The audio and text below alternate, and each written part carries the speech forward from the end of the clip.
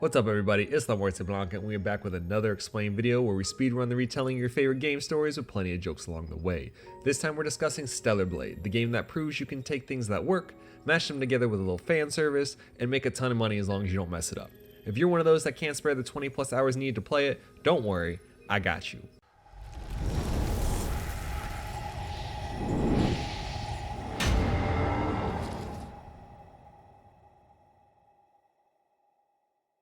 Captain's log. Stardate. The future. Earth is screwed and overrun by hostile creatures called Naytiba. The space colony is sending hot assassins to kill them. If this sounds exactly like Nier, it's because it is. Shoom, boom, boom, boom! Naytibas are like F that and unleash all the firepower blowing up the spaceships. Pods get deployed, most don't make it to the ground, and when our heroine does, she's trapped. The door gets ripped off its hinges by another hot chick. Her name's Taki, by the way. I can't tell if I'm more impressed by how she one-armed that door or how the hell she fits in that bodysuit. Take my hand! As the epic music is playing, everything around is blowing up, we get our first look at our character Eve in the most majestic costume change I've ever seen. So hot assassin lady with a sword, again making Nier comparisons here, fights her way to the squad who are getting fucking leveled by ball hands guy. Boom! A ship lands on all of them. Squad is gone, Eve's upset, they're the only two left. Safe to say this operation isn't going well. Get your shit together, Eve. We're still on a mission. Surprise, motherfucker. That wrecking ball hands guy is back, but somehow the two of them are able to dice the thing up that single-handedly destroyed their entire squad. Choreographed finishers are OP. Eve's hurt, they need to get out of there. Nope. As they are rocked by another explosion. It hasn't been a good day. Edna Scythe Hands is an alpha Naytiba and beelines straight for Eve. Taki tries to protect Eve and gets her whole arm severed and then skewered like she's really bad at Dead by Daylight. For real though, she had a sword. Why is she blocking this thing with her arm? Taki's all kinds of fucked up. Eve's losing it. Title screen. The next day, a ship that looks suspiciously like the one from the Matrix is flying around and Eve's alive? This guy's name is Adam, and later we find out he's the one that rescued Eve and fixed her up. They become partners since Adam can help her find Alpha Naytibas, and he needs help accessing the city's Hall of Records, which is deep in Naytiba-infested territory. As he's learning about Rain, fighting alien starfish, and continuing to rip off the Matrix with phone fast travel, he's supporting her with a drone, a la, you guessed it, Nier Automata. On their way to the Hall of Records, oh shit, now they're throwing cars? Eve hits the smooth dodge while Adam's over here like, I'ma fucking crush my head. Eve's now fighting a giant vagina monster and this thing is pissed like that chick from Waiting. It's so angry. Oh. Except Naytiba is dual-wielding swords and has lightning Zeus powers. But Eve has plot armor, and this is only the first real boss, so get bodied. That wasn't an alpha though, so they keep it moving as we learn Eve's entire existence revolves around completing the mission. Eliminate all Naytiba, including the Elder. Eventually they get to the Hall of Records, and if you can pull your attention away from Eve's ass for more than a second, you get a little bit of background. According to the Hall, humanity's existence was threatened by advanced global warming. I'm looking at all you right-wing skeptics right now. Mother Sphere, or the deity many of the logs have referenced thus far, advanced technology so quickly that the heart was then replaced by something called the body cell. This allowed people to live without water or oxygen, without fear of aging or disease. Then it goes all propaganda by saying Mother Sphere is the mother of all humanity and its only hope for survival. They retrieve the hypercell Adam needs and continue their search for the Alpha Naytiba. After slicing up COVID Horse, Adam leads them to the Alpha Naytiba nest where they find an old drop pod, and holy shit, they get jumped by Saw King Kong? Silly stone monkey, don't you know that tiny hot chick with a sword is too powerful? Especially when she tears half your face off and rips out your core. This is an alpha core. It gives Adam pause and then is about to say something super profound until, wait, someone's trapped in the pod? This is Lily, an engineer from another squad who's been trapped in the pod for 2 years. 2 years? Mother Sphere needs to update the locks on those pods. Eve was trapped in one too. Lily joins the crew but needs equipment. Adam says they can go to humanity's last city called Zion with an X. Towing that copyright infringement line real close, aren't we, Shift Up? But wait, the lazy intellectual property ripoff continues. The leader of Zion is a prophet named Oracle, and this is who Adam needs to bring the hypercell to. Are you serious? If Warner Bros was Nintendo, there'd be lawsuits all up this game's ass. Eve agrees, hoping Oracle can give them more information on Alpha Naytibas. They link up with Oracle, who looks like Dr. Wily finally turned himself into a robot but messed up, and he tells them they need 4 alpha cores to create the key to open the nest of the Elder Naytiba. Destroying the Elder will eradicate all Naytiba and complete Eve's mission. Old Man Tubes, of course, knows all this through his personal link and can search anywhere on Earth for information given he has enough energy. He basically hardlined himself into the world with that good fiber optic internet. The group installs the hypercell into Zion's hyperdrive as the Matrix ripoffs continue. Due to lack of energy, Zion's citizens are in a deep sleep and 3 more cells are needed in order to get everyone back online and rebuild the city. The energy also stabilized Oracle's personal link, but he still needs another hypercell in order to pinpoint an Alpha's location. Eve heads off to the wasteland, starts shoving her sword up the ass of Roadhog's family, and collecting outfits because who doesn't want to play dress up with the internet's new favorite virtual sex doll. If you haven't guessed by now, Rule 34 hit this game hard. She also collects cans because bottle caps were already taken, and helps the sentient garbage bag with its quest for self-fulfillment, right before buying all of his sunglasses. At some point, Eve finally makes it to the ruins and has to pass Royal Guard's test in order to gain access. If we're following classic RPG rules, that armor is super high level. Eve beats her up anyway, passes the test, and then proceeds. Inside, her sword stops working, but somehow the drone gun works, so now we're playing knockoff Dead Space, until Eve manages to rid the facility of its Naytiba hemorrhoids.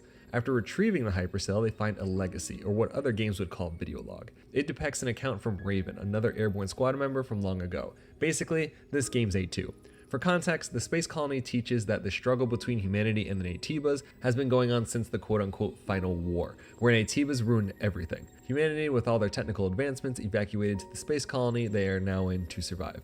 But Raven learned there was a war before the final war. No. Yes, it was a war between humanity and the androids humanity created, the Andro Eidos. Basically the plot of Terminator, iRobot, what will probably happen to us in another 20 years, take your pick. Humans were all but wiped out and the remaining survivors went underground. Naytibas then appeared out of nowhere, destroyed the androids, and allowed mankind to escape to the colony. Raven's log says she'll continue to investigate, and with nothing but questions, Eve's determined to find the truth herself as she continues to hunt for the Elder Naytiba. They deliver the hypercell, and Oracle tells them the next alpha is in Matrix 11. Really? Now we're just going to blatantly throw the franchise name in there? Eve works her way through Matrix 11, killing a bunch of mind flayers, a giant chainsaw head lizard, and Cthulhu's less impressive cousin that went into construction. Dude's sitting on a throne of missiles and attacks her with a hammer. He chose his fate from the start, but that doesn't take anything away from how smooth Eve is with that finisher. They find another legacy that they decide to check later, and when they get to the alpha, no way. Taki? The Naytibas subjugated her and gave her that sweet ghost mask. Eve is forced to fight her mentor and savior, and as the fight rages on, Taki hits the Sephiroth trigger, starts tossing that ass with a tyrant tentacle arm. But let's not forget the last fight. Eve is too smooth as she severs them both and rips out Taki's core like the whole thing was choreographed by a team of developers. This ass beating lifts Taki's subjugation, who asks to have her memories preserved. Eve agrees as Taki fades to dust. Super heartbreaking when we lose the character that's been in a whole 2 scenes. Back at Zion, Oracle looks at Taki's memory stick, sees the Blackwing Naytiba, and feels an immense amount of hatred but can't explain why. Because this game does very little to hide its game loop, Oracle needs more energy before he can find another alpha, meaning we're looking for more hypercells. Before that, they check the legacy they recovered from Matrix 11. It's another log from Raven, who's learned more history and is seriously questioning her faith toward Mother Sphere. The truth is, Mother Sphere is just a really powerful AI created a very long time ago by an engineer and scientist named Raphael Marx. Like the phase of AI we're in today, humanity flourished, but Mother Sphere saw humanity's limits after creating Andro Eidos. Wait, she created the androids? Mother Sphere decided there was no room for mankind, and the god everyone worships today started the war before the final war that almost wiped out humanity. Hold up. Doesn't mankind live in the colony and worship Mother Sphere? Also, colluding overseers that use hidden truths to eradicate their enemies, also from Nier. This game is basically a South Park episode, but instead of Simpsons, it's Nier. The group is seriously conflicted, not fully understanding how something they created could bring about their destruction, and then later be worshipped. That does not make sense. They need more information. They also need a hypercell, so they head for the Great Desert, fight another high-level armor royal guard, blast another Naytiba hemorrhoid, retrieve the hypercell, and find another legacy. This time, Raven's dropping straight bombs. Following the human-android war that sent humans underground, Earth became the stage for Andro Eidos, and the androids declare themselves the new human race, making tremendous technological advancements. This is where the body cell came in. Meanwhile, many of the true humans led by Raphael Marx looked for a way to fight back. They used genetic engineering to upgrade themselves, but at the cost of almost everything. The humans evolved themselves into Naytibas. No fucking way. Everything we've slaughtered so far was a human? Granted, the game gives you an achievement for it, so shout out to mixed messaging. That means Eve's an android? I definitely saw that one coming, but Lily's losing her mind like, no, we're humans.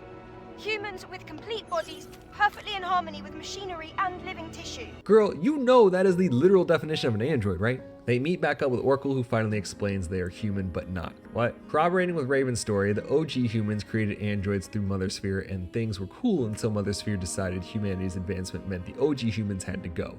After near-human extinction, androids adopted humanity, and some OG humans escaped to underground labs used for genetically evolving mankind into Naytibas. Of course, there is more to the story, but Oracle has the next Alpha location, and it's in space. We'll learn more when we get back. Now, if you've been doing side content in Max Lily's Affinity, the story takes a minor detour that will have an impact on the ending. Before going to the orbital elevator, she asks to get something she wants to bring with her. Since the game gives us no choice, they fly into a flooded city, cut down demonic Venus fire traps, ride a roller coaster, and end up in Lily's private garden. You know, before the whole trapped in a pod thing. Lily reveals the body of a close friend who is also the colony's greatest hacker and pulls her memory stick that contains a high-grade hacking system. Then they head for the orbital elevator, but on the way, Adam has to dip since he got an urgent message from Zion. Eve and Lily are on their own. As Eve fights to the elevator, we get a tease for the next SSX tricky game we'll never get to play, until she gets jumped by lore-accurate Claptrap after no one went to his birthday party.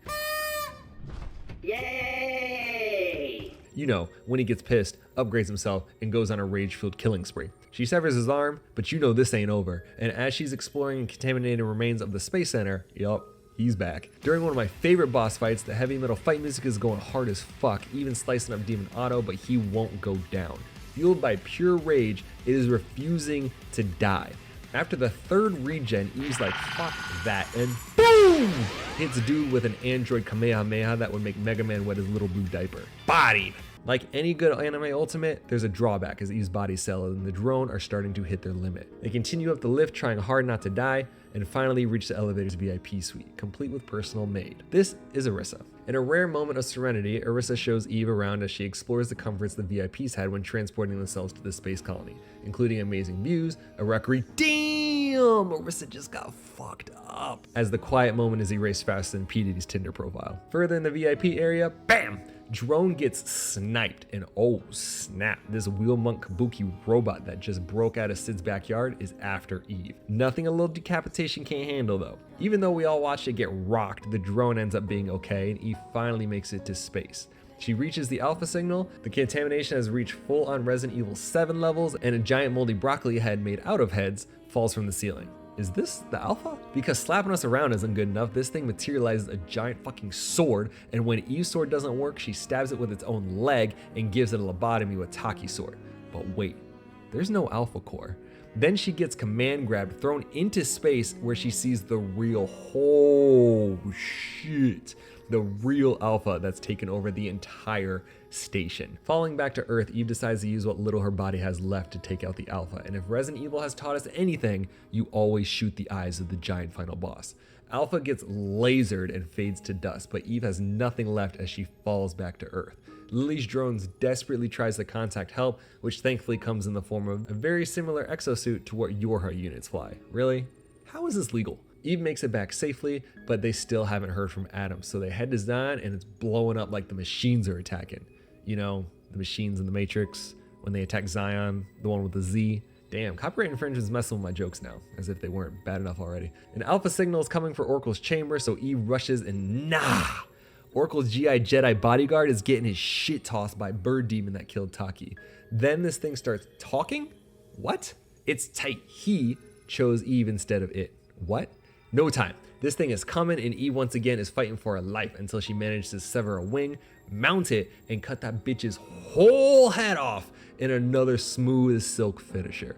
Hold up. What is coming out of this thing's neck? Holy shit. That's Raven. She disappears like she learned Scarlet's blood magic, and as I'm trying to figure out how Eve's heel isn't getting caught in that grate, she rushes to Oracle, who's not looking good himself. Actually, he's looking kind of tentacly. Oracle was the first fusion between android and a Naytiba. The first alpha Naytiba. As an android, he slaughtered countless humans, but after the colony extinction, more on that soon, humans found and saved him, causing his body cell to grow 3 sizes that day. With his new alpha power, he gathered all the survivors he could and built Zion with the goal of protecting them. Well, at least until Raven showed up and just ruined everything. Since Eve was not able to retrieve the Space Blob's Alpha Core, Oracle rips his own out and combines the 4 cores to make the Naytiba Triforce, or Quad Force, I guess, because there's 4 cores. This Master Core is the key to access the Elder Naytiba's nest as Oracle passes away. Zion in complete disarray, Eve says final goodbyes to all the side quest characters, including Sentient Garbage Bag, Cabal's auntie, and the chick we spent the entire game rebuilding so Robo Toucan Sam can have his girlfriend back. Eve and Exosuit Lily head for the nest and discover the final legacy. Quick recap. Mothersphere started a war, destroyed the OG humans, androids ran Earth, humans turned into Naytibas, and the Naytibas went after the androids. However, the Naytiba counterattack was so powerful that contamination threatened the very space colony Mothersphere created. This, of course, being the Resident Evil boss Naytiba we just killed. In order to prevent full contamination, Mothersphere destroyed one of the colony's orbit rings, the remnants of which fell to Earth and caused a cataclysmic event, creating the desolate wasteland it is now. Civilization as they knew it ended that day. Raven's extra tight because all this bullshit is Mothersphere's fault and doesn't appreciate being a pawn to an AI overlord. Lily's still denying the obvious truth, but Eve's not so sure anymore. And when Raven's waiting for them at the nest entrance, she admits to being part of a plan to lead her to him.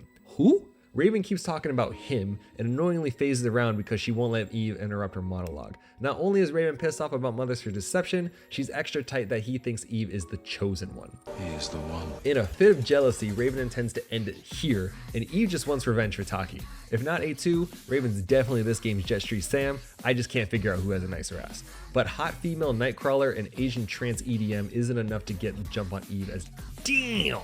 Eve rips Raven's arm clean off. That was for Taki, and impales her to the wall with her own sword. Like most villains, Raven won't shut up, so Eve severs Girl's exospine, paralyzing her but not killing her. You don't get to die. I'll allow you to witness the end. In that state. Eve understands some fates are worse than death as she walks away from a helpless Raven. They use the Master Core to open the door and finally enter the Naytiba nest. They arrive at the inner sanctum and no fucking way. Adam? As all you girl and gay gamers get your fan service, Adam shows off his Sephiroth upgrade and says it all began with him. Wait. Like, really began with him? This is Raphael Marx? Yes. And he is also the Elder Naytiba. Yo! If your mind isn't fried already, let me explain. Adam or Raphael was a brilliant scientist. He created Mothersphere to help advance humanity until Mothersphere lost her shit and started all the wars that we've talked about before. While underground, Adam led Naytiba experimentation and was able to maintain his humanity while undergoing his own transformation. He sees Naytibas as monsters, but the android can never truly be human as they have zero human DNA. To help write his colossal history of fuck-ups, Adam wants everyone to inherit the human race by merging with Eve and become the next evolution of humanity. Get it? Because their names are Adam and Eve?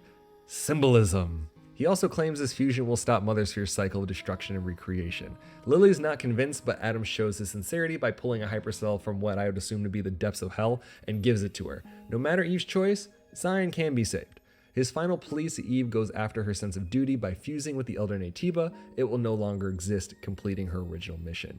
Dude's trying real hard to convince her, but to be fair, one incognito shirts will show most of y'all be happy to quote-unquote fuse with Eve. Just saying. At this point, the game splits off toward 3 different endings depending on Eve's choice and whether or not you went with Lily to get the hacker's memory stick.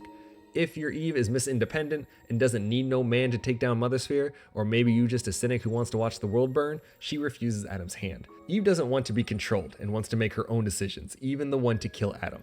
Free will for the win. At this point, you know Adam's OP because he's way too chill about this decision, and when Lily rushes dude with a mini Gundam, he vaporizes the whole shit with one touch. Eve's not backing down, forcing Adam to shed his humanity as he turns into a Final Fantasy boss and transport them to the Shadow Realm dimension Clive was sent to in Final Fantasy XVI. With the help of Taki's power, she severs the arms of this angelic caterpillar, messes them up with the instant transmission ultimate, and spears dude into the ground. Yeah girl, emote on his ass. As soon as the Elder Naytiba starts getting up, she does what most heroes fail to do and finishes the job. Take note, Square Enix, this is how you prevent 15 boss phases. With Adam's death, the history of humans dies with him as he hopes Eve is able to guide everything toward the right path. The nest crumbles to the ground as Eve and Lily make their escape.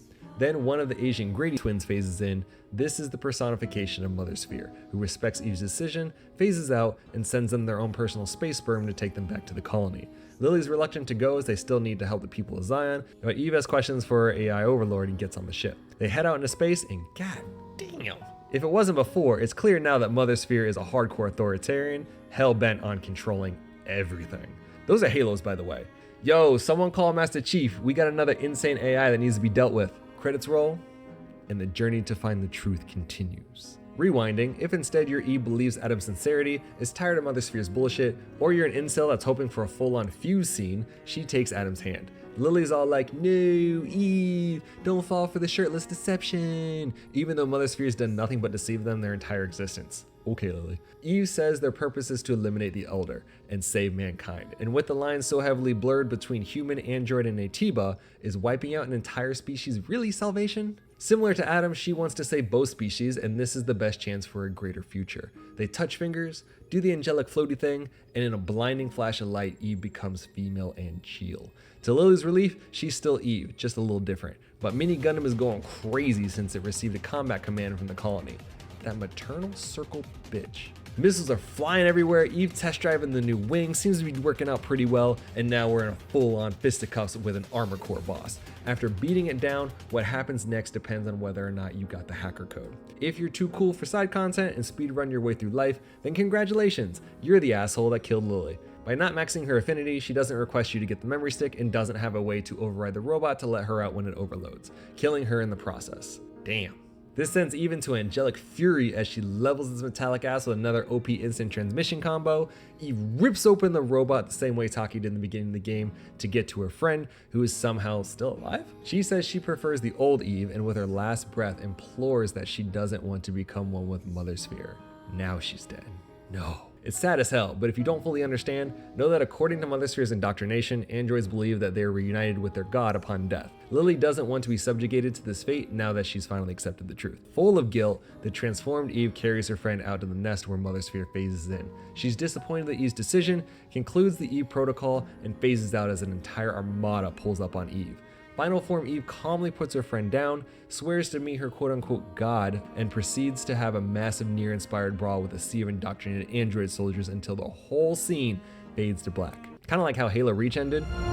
Survive! But her journey does not end. Rewinding again, if you, like me, love this genre and your perfectionism forces you to leave no stone unturned, or you just want an extra couple of hours to stare at even lingerie without corrupting your internet browser, then you maxed Lily's affinity, got the hacker's memory stick, and Lily used it to escape death before it overloaded. Lily hides while Eve drops Starscream with another smooth finisher, making sure to follow Brick's advice. Don't look at the explosion. Just walk away from it. You'll look like such a badass. Reunited, the two leave the nest, and like the last ending, Mother Sphere's back with her armada of assassin sex dolls. However, after it fades to black and the credits roll, we see a product of Eve's android slaughter. Ultimate Atiba Eve is too OP. The catchy anime rock music starts bumping, the final hypercells return to Zion, bringing it new life as they rebuild, and everyone's hype Eve's their salvation as we find out their journey continues on. Here's hoping this awesome game gets a sequel, but I'm sure it will. And that's Stellar Blade, yet another warning that AI is going to kill us all. When that day comes, make sure you know who to blame. Also, I just realized Mother Sphere shares the same initials with Microsoft, so we're all screwed. If you enjoy these videos, be sure to like, subscribe, hit that notification bell, or don't. I'm not going to tell you how to live your life. Don't forget to let me know in the comments what other games do you want to see. We've already done a ton of other explain videos, so make sure to check those out as well. I'm La Muerte Blanca, and I'll catch you guys next time.